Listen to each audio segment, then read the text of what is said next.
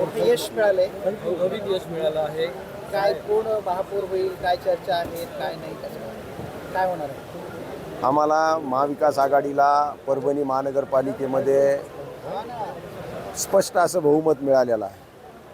मी आधी पण पूर्वी पण आपल्याला बोलत होतो की महाराष्ट्रात काय होईल मी सांगता येत नाही, कारण मी काही कुठं फिरलो नाही. पण परभणी महानगरपालिका आणि घवघवीत असे यश आम्हाला प्राप्त झालेलं आहे आणि यांचा जो हत्ती आहे तो रोखण्यामध्ये आम्ही यशस्वी झालेलो आहोत. परभणीमध्ये संपूर्ण आनंदाचं वातावरण आहे. जनतेने एक चांगला कौल आमच्या बाजूने दिलेला आहे. आता आमची यानंतरची परीक्षा आहे की जनतेची सेवा करणे आणि महानगरपालिकेवर आमचा महापौर उपमहापौर आमची सत्ता स्थापन करणे, यासाठी आमचे प्रयत्न चालू आहेत. काही अपक्ष नगरसेवकसुद्धा आमच्या संपर्कात आहेत. तसे आम्हाला कोणाची गरज नाही. 33चा मॅजिक फिगर आहे, पण आमच्याकडे 36 लोक असल्यामुळं तरी पण सत्तेच्या बाजूनं काही अपक्ष नगरसेवकसुद्धा इच्छुक आहेत. भाजप सातत्याने दावा करत होता की महापौर आमचाच होईल. काय नेमकं काय झालं? नाही, तो जो विधान, ते जे विधान आहे ते विधानच चुकीचं होतं. कारण 35 लढत असताना 33 कशी निवडून येतील हा सुद्धा एक मोठा प्रश्न माझ्यासमोर निर्माण झाला होता. मी बोलताना सुद्धा बोललो की भाजपचे 10च्या वर जाणार नाहीत. आता हुकून समजा 12 झाले, ते काही पैशाच्या माऱ्यामुळं किंवा 15 नंबरमध्ये आमचे 2 उमेदवार अतिशय कमी मताने पडले. आणि मी आधी बोललो होतो की शिंदे गटाचं तर इथं खातं उघडणार नाही, आणि शिंदे गट 0 होता आणि 0च राहिलेला आहे आणि भविष्यातसुद्धा अशीच त्यांची परिस्थिती राहणार आहे. फक्त मोठ्या पत्रकार परिषद घेणे आणि मोठ्या मोठ्या गोष्टी करणे या पलीकडे शिंदे गटाला काही दुसरं मिळणार नाही. भाजपच्या जिल्हाध्यक्षांना आरोप केला आहे, तुम्ही म्हणताय की त्यांना भाजपनं पैसे वाटप केले, पण ते आता म्हणतात की आमदार खासदारांना 100 कोटी रुपये वाटले. आम्हाला असा रिपोर्ट भेटला. 100 कोटी रुपये वाटलेत. सुरेश भुमरे भाजपचे जिल्हाध्यक्ष. आता ते काय फार बुद्धिमान लोक आहेत, त्यांच्या बुद्धीला आपण कुठं टक्कर देणार आहेत. त्यामुळे त्या गोष्टीमध्ये काय अर्थ नाही आहे. हार हे बघा, लोकतंत्रमध्ये पराभवसुद्धा स्वीकारता आला पाहिजे आणि लोकतंत्रमध्ये जो पराभव स्वीकारेल तोच खऱ्या अर्थाने मोठा माणूस समजला जातो. पराभव झाला तरी जसं म्हणतात ना, गिरी तुबी टांग उपर, काय म्हणते, अशा प्रकारचा या सगळे. आता या जिल्हा प्रमुखांच्या बाबतीमध्ये मी काय बोलणार आहे, यांची किती अवकात आहे सगळ्या लोकांना माहिती आहे.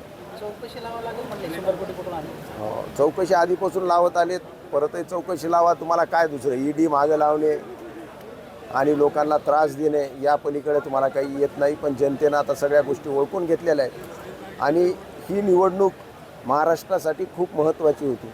इथं जे बदल घडलेला आहे, कालांतराने दुसऱ्या ठिकाणी सुद्धा अशा प्रकारचे बदल घडेल आणि येणाऱ्या विधानसभेमध्ये अजून वेळ आहे. निश्चित प्रकारे यामध्ये बदल घडल्याशिवाय राहणार. 65 पैकी 30 जागेवर मुस्लिम मतदार हे निवडून आलेले आहेत, उमेदवार निवडून आलेले आहेत. तर त्यातच आता ह्यांच्यातर्फे एक आरोप केला जातो की आता महापालिकेवर मुस्लिम महापौर बसताना हिरवा झेंडा फहरवला. नाही, यांना जातीवादाशिवाय दुसरा काही यांच्याकडे अस्त्र राहिलेलं नाही. कुठंतरी जातीवाद करायचा. माझ्या निवडणुकीतसुद्धा कटेंगे तो बटेंगे, बटेंगे तो कटेंगे, एक है तो सेफ आहे. पण हे सगळ्या लोकांनी ओळखून घेतलेलं आहे.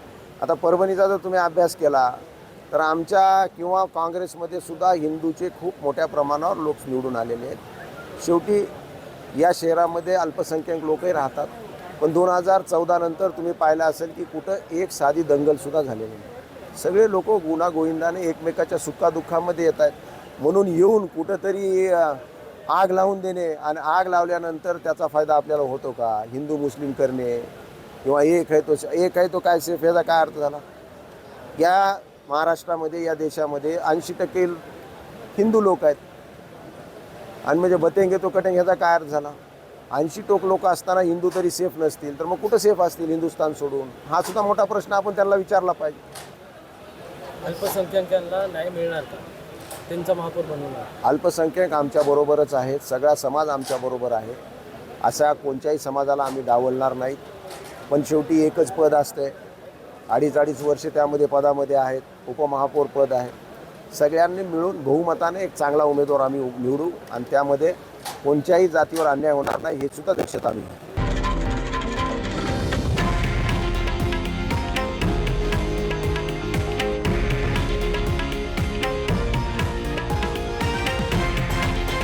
हे आहे देशातील नंबर 1 न्यूज नेटवर्क आणि आपण पाहत आहात TV9 मराठी, एकमेव.